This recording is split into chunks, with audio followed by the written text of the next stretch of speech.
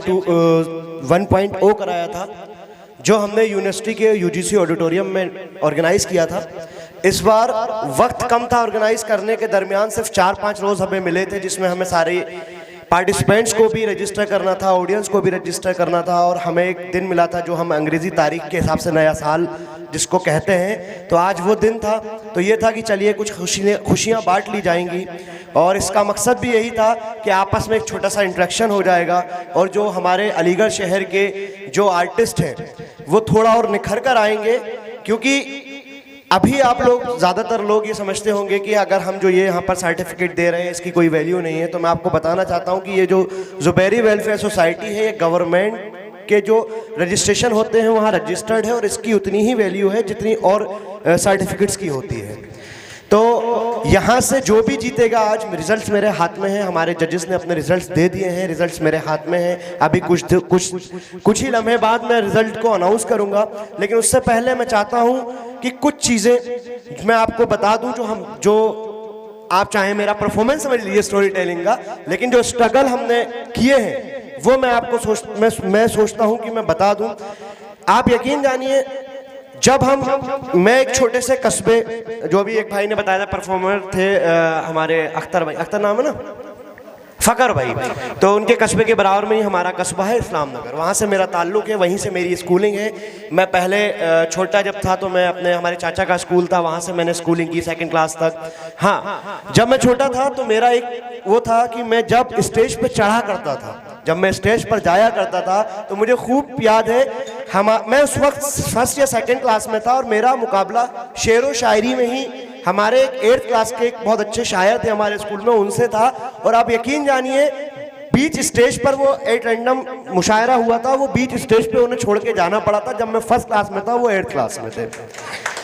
उसके बाद जब मैं बड़ा हुआ, फिर हम माइग्रेट किया थोड़ा, एक हमारा छोटा सा कस्बा है, बड़े कस्बे में गए, वहाँ बड़े स्कूल नहीं थे, तो चंदोसी एक कस्बा है, संभल ज़िले में आता है, वहाँ अच्छे स्कूल है, सेंट जॉन्स स्कूल है, वहाँ जाके फिर मैंने 5th 6th 8th वहाँ से किया।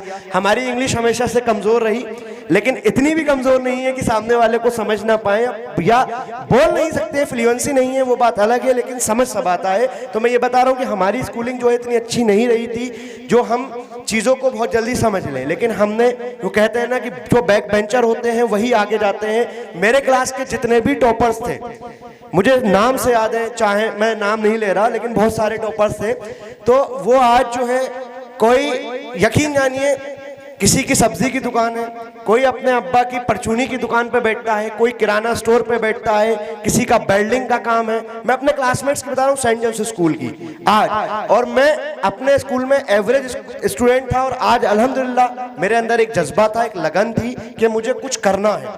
मेरे जहन में थॉट्स आया करते थे कि मुझे कुछ करना है, और आज भी, मैं कल भी अपनी वालिदा से बात कह रहा था कि अभी मुझे बहुत आगे जाना है, और ज़रूरी नहीं है कि आप एकदम चढ़ते हुए चले जाओ, जल्दी जल्दी चले जाओ। कुछ वक्त ऐसे होते हैं कि आपको हल्के हल्के करना पड़ता है।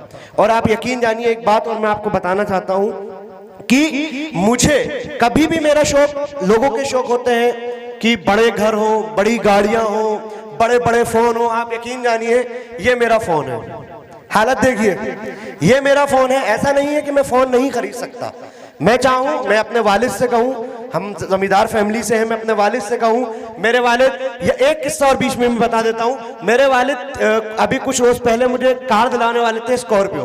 पता है मैंने क्यों मना कर दिया? मैंने इसलिए मना किया कि दिलाएंगे वालिद साहब, दिलाएंगे हमारे पापा, और लोग हम पर सीधा इल्जाम लगाएंगे कि देखो दलाली करके स्कॉर्पियो खरीद ली। मैं सही बता रहा हूँ। और यकीन जानिए, मेरा सिर्फ ख्वाहिश यही है कि मैं एक अलीगढ़ मुस्लिम यूनिवर्सिटी या कोई और जो यूनिवर्सिटीज़ है जहां फ्री में तालीम दी जाती है, फ्री के बराबर तालीम दी जाती है, वैसा अपना एक इदारा बनाऊं, वैसा अपना एक स्कूल बनाऊं।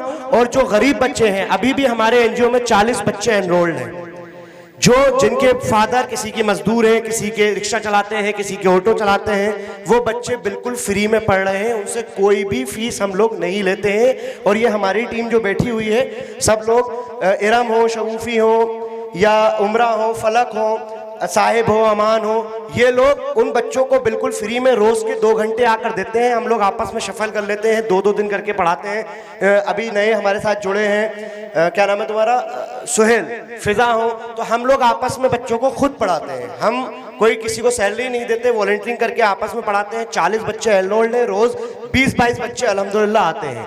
और हमारा एक आगे हमने एक प्रोग्राम और लॉन्च कर रखा है, उसमें यह है कि हम फर्स्ट, 6th, 9th और 11th की तैयारी बिल्कुल फ्री में करा रहे हैं।